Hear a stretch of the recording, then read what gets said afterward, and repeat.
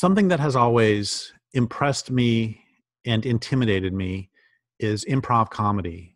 I've been to several shows where it's extraordinary to me that you can throw out any topic and they will turn it into a joke. So we're going to try something similar here, where we have a whole list of prompts, which I have not seen. And the test here, the task here, is for me to see these prompts for the first time and then somehow relate these prompts to the natural world, the murder of the planet, and what we're going to do to stop it. So we will see how this works. Again, I've not seen any of these yet.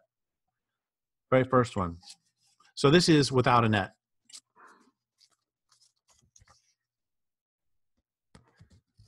We become caretakers of the machine. Oh, that's an easy one. So what do all the so-called solutions to global warming have in common? What they all have in common is they take industrial capitalism as a given and the natural world as having to conform to industrial capitalism. We are in every way, we are, from the most social to the most personal, we are more caretakers of the machine than we are of real life. What do you touch more? Plastic or human flesh? What do you touch more? Plastic or non-human beings? What do you have more relationships with? More machines or more wild beings? Right now, look around. How many machines are within 10 feet of you? How many wild animals are within 100 yards of you? How many machines do you know the names of? How many wild animals do you know the names of that live within 100 yards of you? In every way, the decisions that are made by this culture on both personal and social levels are far more about taking care of machines than they are about the living world. Number 2.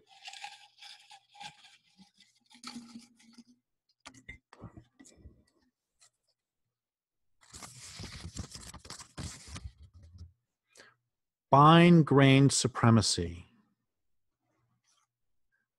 Well, clearly, the central problem facing the world today is human supremacism, the belief that humans are fundamentally superior to and separate from the rest of the world. And there's also male supremacy. There's also, of course, white supremacy. There are all of these ways that we, especially white males, perceive ourselves as superior to everyone else. And there's often sort of a coarse-grained supremacy that we don't see quite so often, which is, white robe buffoons chanting white power in mush-mouth voices. And that's the sort of coarse-grained supremacy that we all think about. We all think about when we think of supremacism.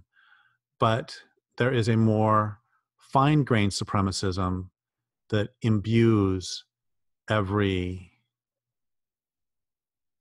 much, I don't want to say every cell of our bodies, but most of the cells of our bodies, such that the ways that this supremacism acts out in everyday life, for example, it's just a trivial way of human supremacism, is that we commonly talk about the trees that, and we will talk about the land that, as opposed to the land who, or the trees who. And I get so tired of all the discussions of make sure to use somebody's personal pronoun if they decide that they're going to be called je or je, that we need to use that. What about the whole fucking rest of the planet? What pronouns do we use for that? It's it every time. And I think that we should attend to that. So there's a fine-grained supremacy that we see manifested. No, that's the point.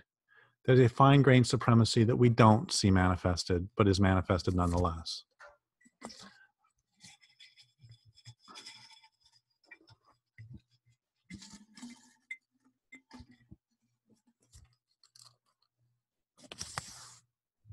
Banning words, collapsing words, queering words. there is this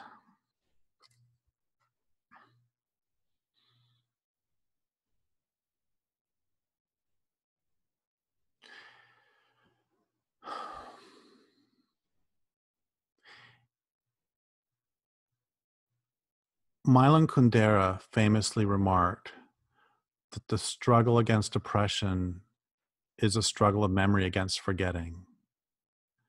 And if you can't speak of a reality, it's much harder to fight it. And if you can't speak of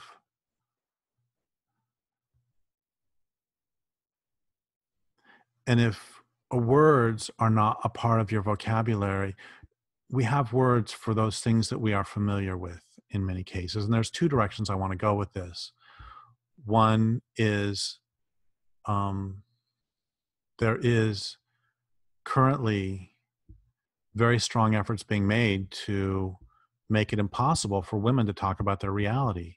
Organizations, even such as Planned Parenthood, no longer talk about pregnant. They talk about pregnant persons. They don't talk about breastfeeding. They talk about chest feeding. Women cannot talk of menstruation for fear that that will offend the men who identify as transgender, who don't menstruate themselves. And so women cannot speak of it for fear of making them feel bad. I just today learned of some women in Norway who were deplatformed, disallowed from singing their song called Vagina Anthem because it would make people who don't have vaginas feel bad. How are women to speak of or act against oppression against women as a group based on their sex when they can't even talk about the fact that women can get pregnant and men cannot? That's this one level at which we can talk about this. There's another level at which I want to talk about it too, which is there was a bit of a kerfluffle a year or so ago when a new edition of, I think an Oxford, I think it was Oxford, I'm not sure, dictionary for children came out that had a number of new words in it, a number of words removed. And the new words included things like, I don't know, tweet and selfie or things like that. And some of the words removed were acorn, lots of, I don't know, chickadee. I might be wrong on the specific words, but a whole slew of nature-based words were being removed from the dictionary. And that there is a level at which that is understandable because, to relate back to the prompt a couple prompts ago, we are caretakers of the machine and we must speak about the machine and we must talk about the machine, but we must not talk about nature. And we don't. Children today, there are studies a few years ago, many years ago actually, a study came out that showed that the average child these days spends 8 minutes a day outside. I found that unbelievable. If we just say it's 1 hour a day outside, that still contrasts dramatically with, at least when I was a child, where in the summer, I was outside from after breakfast to when it was time to come in for dinner from playing, and then I would go back out and play through the dusk. And in the winter, we were outside anyway in the cold, playing football in the snow or playing, having snowball fights, or what's the game where you tramp out the circle and then you tramp out lines across the circle and then you play tag. You have to stay on the lines. What was that called? The point is, we were outside constantly. And if children are not outside, then I suppose there's no reason for them to learn the word acorn. But this is terrible because if you can't speak about what you've lost, it's much harder to mourn it. And who living today mourns passenger pigeons? Who today mourns great herds of buffalo? Just 2 generations ago, no, 3 generations ago, my great grandmother, my mother's grandmother, grew up on the plains of Nebraska. And when she was a little girl, there were still so many buffalo. She lived in a sod house, and there were still so many buffalo on the plains of Nebraska that whenever it would thunder in the summer, she would get scared that the buffalo were going to stampede and run over her house and crush them. Of course, that never happened. But how many people living in Nebraska today are scared they're going to get trampled by a buffalo stampede? And how many people today in Nebraska miss the buffalo? How many people in Nebraska even think about the buffalo? And of course, the next step, just remove it from the dictionary.